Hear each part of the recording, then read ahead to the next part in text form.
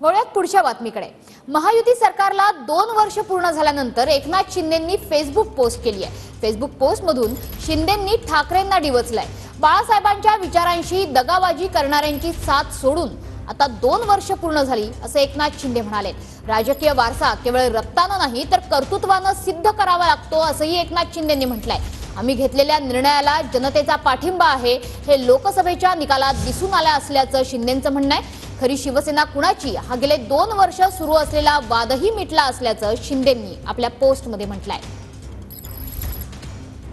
तर नेमकं काय म्हटलंय या फेसबुक पोस्टमध्ये आपण बघतोय।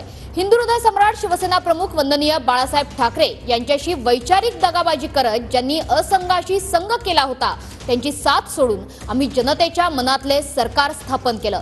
त्याला आज 2 वर्ष पूर्ण होत आहेत। राजकीय वारसा हा केवळ रक्ताने नाही तर कर्तृत्वाने सिद्ध करावा लागतो हे मी आणि शिवसेनेच्या माझ्या सर्व सहकाऱ्यांनी गेल्या 2 वर्षात दाखवून दिलाय। शिवसेनेच्या सर्व पाठीराख्यांनी मतदारांनी आम्ही घेतलेल्या या भूमिकेला आणि निर्णयाला भक्कम पाठिंबा दिल्याचं लोकसभा निवडणुकीच्या निकालांनी सिद्ध झालंय। त्यामुळे खरी शिवसेना कुणाची हा गेले 2 वर्ष सुरू असलेला वादही आता मिटलाय। येत्या विधानसभा निवडणुकीत जनतेचा हा पाठिंबा अधिक भक्कम होईल आणि पुन्हा एकदा महायुती राज्यात दिमाखात सत्तेवर येईल असा मला विश्वास आहे। एकनाथ शिंदे मुख्यमंत्री।